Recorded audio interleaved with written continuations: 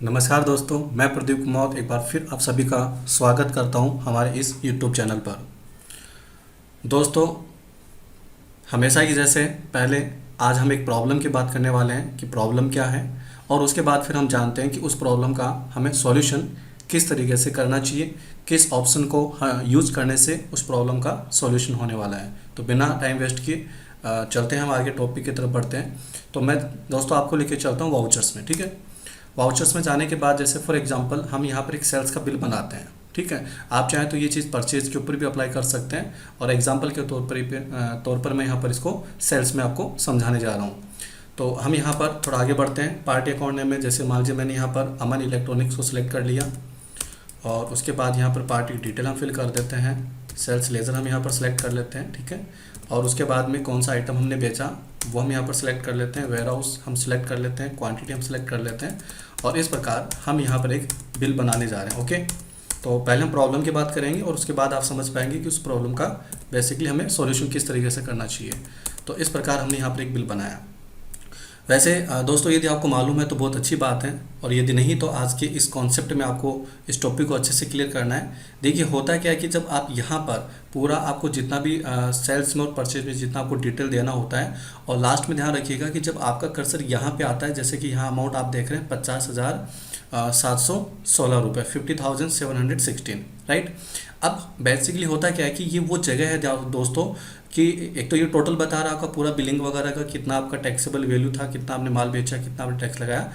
कुल मिलाकर बात ये करने वाले हैं आज की क्लास में कि अभी जैसे मैं यहाँ पर एंटर बटन प्रेस करता हूँ, तो ध्यान रखिएगा दोस्तों, ये वो जगह है जहाँ पर एंटर बटन प्रेस करने के बाद में आपसे पार्टी की बिल वाइज डिटेल मांगी जाती है। जी साथियों, पार्टी की बिल वाइज डिटेल मांगी जाती है। लेकिन बहुत सारे दोस्त ऐसे हैं जिनके साथ एक प्रॉब्लम होती है, और क्या प्रॉब्लम है वो भी आप देख पाएंगे। मैं यहाँ पर एंटर बटन प्रेस करता हूँ, तो आप यहाँ देख पा रहे हैं कि हमारा जो कर्सर है वो यहाँ टोटल से डायरेक्ट कहाँ मूव करता है, नरेशन पे आ जाता है। ठीक है, मैं यहाँ पर बैक स्पेस करता हूँ, आप देखिए नरेशन के ऊपर हम पहुँच गए हैं। तो अभी मैंने खुद ने आपको कहा कि दोस्तों ये वो जगह है जहाँ पर एंटर बटन प्रेस करने के बाद क्या होता है, बिल वाइज डिटेल आ जाती है दोस्तों। लेकिन अब यहाँ तो बिल वाइज डिटेल नहीं आ रही।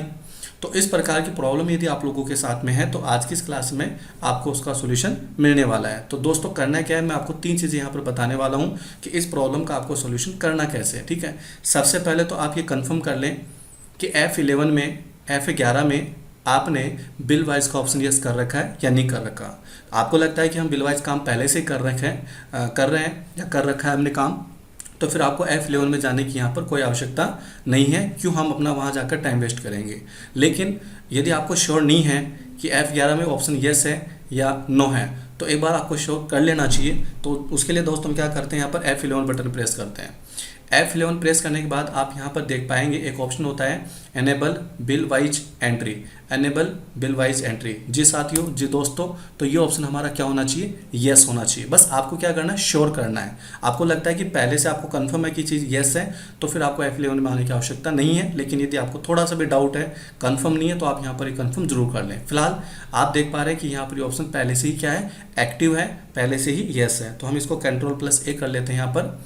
दूसरा आपको क्या करना है कि ये जो पार्टी का आपने लेज़र सेलेक्ट किया है अमन इलेक्ट्रॉनिक्स, आप इसके लेज़र में भी जाकर ये श्योर कर लें कि आपने बिल वाइज का जो ऑप्शन है वो इस पार्टी के ऊपर भी अप्लाई कर रखा है या नहीं कर रखा। ठीक है, तो हम यहाँ पर क्या करेंगे, Ctrl+Enter। दोस्तों, आपको यहाँ पर क्या करना है, Ctrl+Enter। तो उसके बाद आप यहाँ पर एल्ट्रेक्शन में यहाँ आ जाएंगे जहाँ आप चेंजेस कर सकते हैं। तो आपको यहाँ पर आके ये श्योर करना है कि maintain balances bill bye bill का जो ऑप्शन है आपका वो यस है या नहीं है। बस आपको क्या करना है, यहाँ पर आके श्योर करना है। आपको लगता है कि ये पहले से एक्टिव है, तो आपको यहाँ आने की कोई आवश्यकता नहीं है, और वैसे आपको कंफर्म कर लेना चाहिए एक बार, क्योंकि कई बार हो सकता है कि जाने अनजाने में हमने इसको नो कर दिया हो। तो दोस्तों, फिलहाल हमने यहाँ पर आके कंफर्म कर लिया कि हमारा जो सेकंड स्टेप था जहाँ पर हमें maintain balances bill bye bill को क्या रखना चाहिए था, यस, तो ऑलरेडी यहाँ पर यस है। तो मैंने आपको बताया कि आपको 3 स्टेप लेनी है। तो 3 स्टेप में से 2 स्टेप हमारी कंप्लीट हो चुकी है। पहली स्टेप आपको F11 में आना है, और F11 में आने के बाद कंफर्म करना है कि बिल वाइज का ऑप्शन यस है या नहीं है, जैसा कि अभी आप देख पा रहे हैं कि यस है। ठीक है, अभी हमने F11 में देखा था। दूसरा स्टेप क्या बताया, पार्टी के लेज़र में आपको जाना है, और पार्टी के लेज़र में जाकर आपको देखना है कि बिल वाइज का ऑप्शन यहाँ पर एक्टिव है या नहीं है। तो ये 2 चीज़ें आपको कंफर्म करनी है। राइट। ये दो चीज़ें कंफर्म करने के बाद आप जो है तीसरा स्टेप लेने वाले हैं, बट उससे पहले मैं एक बार फिर आपको कंफर्म करवा देता हूँ, इसलिए कि आपको कॉन्सेप्ट 100% क्लियर हो जाए, ठीक है। तो यहाँ एंटर बटन प्रेस करने के बाद क्या आना चाहिए, बिल वाइज डिटेल का जो कॉन्सेप्ट है या बिल वाइज डिटेल स्क्रीन है वो दोस्तों आनी चाहिए, लेकिन नहीं आ रही। तो दो स्टेप तो हम ले ही चुके हैं, अब आपको क्या करना है, तीसरा स्टेप लेना है, और उसके लिए आपको क्या करना है, F12 में चलना है, राइट।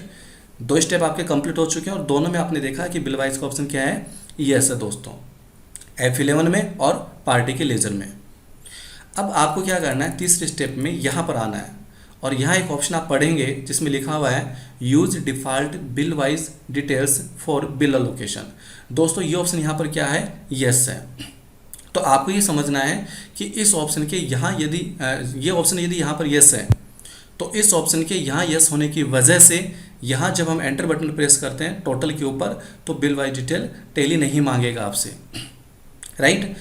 और एक चीज़ और आपको यहाँ पर समझ लेनी है, और चीज़ आपको याद रखनी है कि हर प्रॉब्लम का सॉल्यूशन यस करने से नहीं होता है दोस्तों। कई बार क्या होता है कि हमें जो चीज़ चाहिए उसको लाने के लिए हम क्या कर देते हैं, ऑप्शन को यस कर देते हैं, और बेसिकली यस ही होता है, ठीक है, कि मुझे कुछ चीज़ चाहिए तो यस कर दो, नहीं चाहिए तो नो कर दो। लेकिन हर एक प्रॉब्लम का सॉल्यूशन यस करने से नहीं होता, जैसे कि आप यहाँ देख पा रहे हैं use default bill wise details for bill allocation, दोस्तों क्या है, यस है। तो आपको यहाँ पर क्या करना है, इस ऑप्शन को नो करना है। तो कुल मिलाकर आपको 3 स्टेप याद रखनी है। मैं एक बार फिर रिपीट कर देता हूँ, और रिपीट दोस्तों मैं इसलिए कर देता हूँ क्योंकि कुछ दोस्तों को लगता है कि सर टाइम वेस्ट हो रहा, आप एक ही चीज़ को दो बार 3 बार आप रिपीट कर देते हैं। तो दोस्तों रिपीट इसलिए की जाती है चीज़ें ताकि आपको वो कॉन्सेप्ट 100% क्लियर हो जाए और आपके माइंड में वो चीज़ सेट हो जाए, ठीक है, इसीलिए वो चीज़ें रिपीट की जाती हैं। तो 3 स्टेप को मैं यहाँ पर रिपीट कर रहा हूँ। पहला कॉन्सेप्ट, पहला आपका स्टेप क्या करना है, F11 में जाके आपको कंफर्म करना है, ये F11 रहा, और यहाँ आपको यस कंफर्म करना है कि एनेबल बिल वाइज डिटेल